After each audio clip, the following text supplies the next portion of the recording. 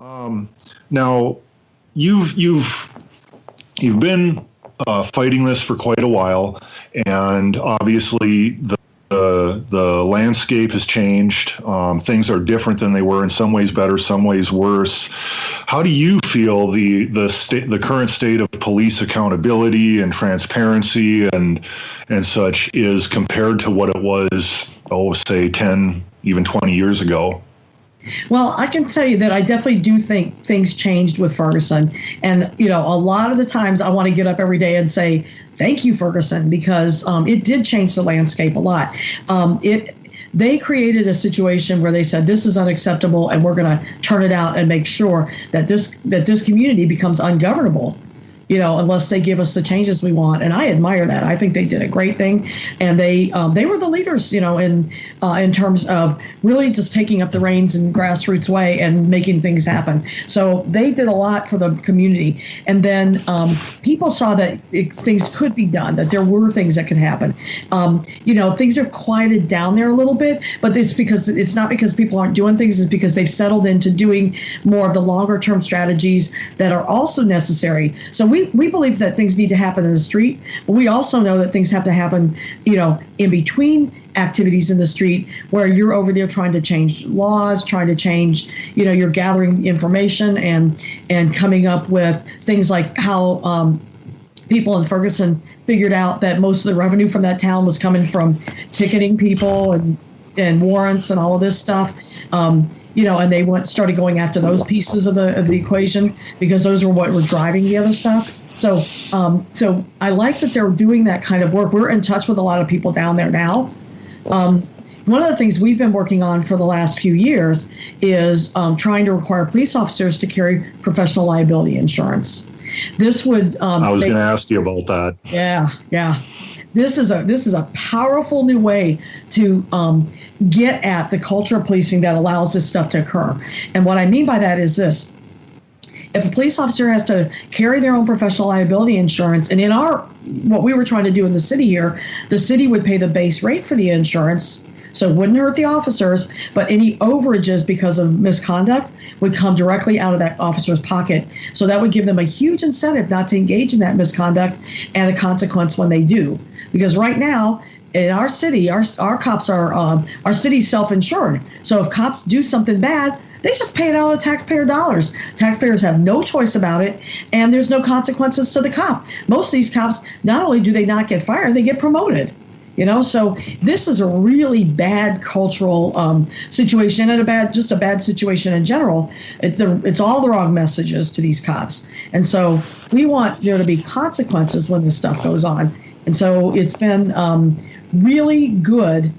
Trying to get this to happen. And people in Ferguson and other places that we're working with are also trying to get this to happen. We're actually about to start up a campaign in St. Paul right now. So this is a lot of the kind of policy work that I talk about that gets at the underlying causes of police brutality. It's a little more tedious and it's not as sexy, but it gets things done. Yeah. It brings real results. How the effort in Minneapolis, where's that at right now, the Insure the Police effort?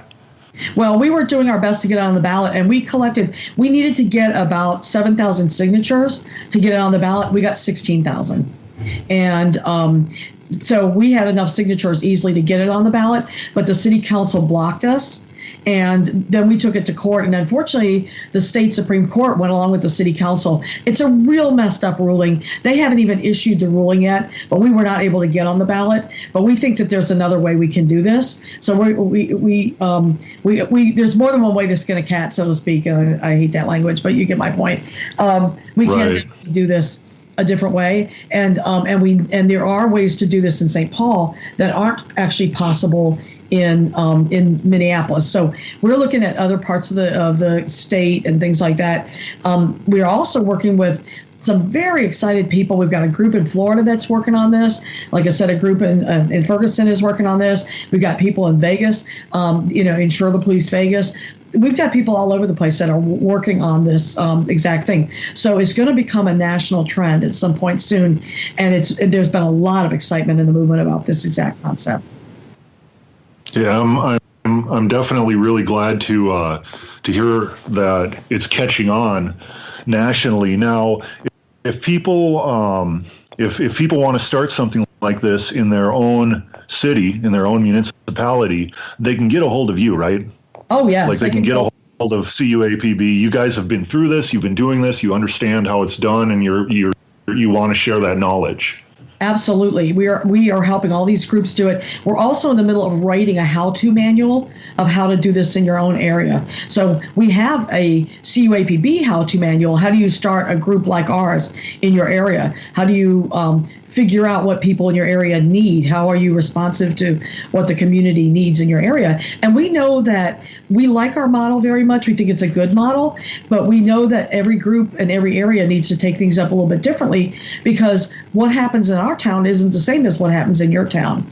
You know, we can have you have suggestions of ways to take it up, but again, what happens in our town isn't the same. So we have particular issues. In our community, for example, we have the largest Somali population in the entire country. And these are people that are very much under attack by the police and by the system itself. And so we have to do a lot of things around, these CVE programs and these programs that target Somalis as quote unquote potential terrorists, We do a lot of work around that kind of stuff in our community, where that isn't such an issue in other areas, and other communities, including rural areas, have whole different situations.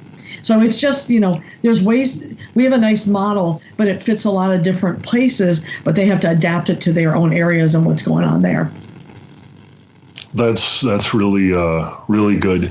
So Insure the Police, it's something you can find out by contacting Communities United Against Police Brutality. And your website is cuapb.org, right? That's correct. Absolutely correct. Okay. Yep. So I still remember it. Now, are these manuals you talked about on the site, or? Yes. Well, no. We're in the middle of upgrading our website, so we don't have everything up there quite yet. But we do have, but people can just contact us right through the website, and I'm happy to email all that material to them. And so we are, like I said, working to get that material up on the website. It's not quite there yet, but very soon. There's other things people can do. One of the things that we're doing, for example, with this new website is we've developed a database of police complaints. And what we're going to do with that, and it's right now it's Minneapolis, St. Paul, and some of the surrounding suburb police officers, but we're creating dossiers on all these cops. One of the ways we're going to do it is by going into getting the court records of all the lawsuits against these cops, adding that. We're going to add, any kind of information like that we can get, any media articles, things like that, and create dossiers on all these cops so that you can look up for yourself. You get brutalized by Officer X, and you want to know what else this guy's been up to. You can go on the website and find that stuff. It's not there yet, but it's coming really soon because we're working on that database right now. We're about to take it live in the next couple of weeks. So, those are other things that people can do. And it's very easy to do it because most places have some kind of a Data Practices Act or something that tells you how to access data like that. And if you teach yourself how to do it, again, none of us are lawyers. We're all volunteers, but we've just learned how to do things. And these are all things, if we can learn it, anybody can learn how to do this stuff, and they can take it up in their own areas. Fantastic. Tim, what are you thinking? You have any thoughts? You have any questions for Michelle so far? No, I think it's great what she's doing. I've been hearing about the insuring police for the last maybe 4 or 5 years. But it's been in theory only. I've never heard of anyone actually taking action about getting it done. So I think that's awesome. We actually developed the concept here about 6 years ago. And that's why you started hearing about it, because we thought of it first here, was our invention, and then we said, well, we're going to try to make this happen here, but we're going to also document every single thing we do, every decision we make.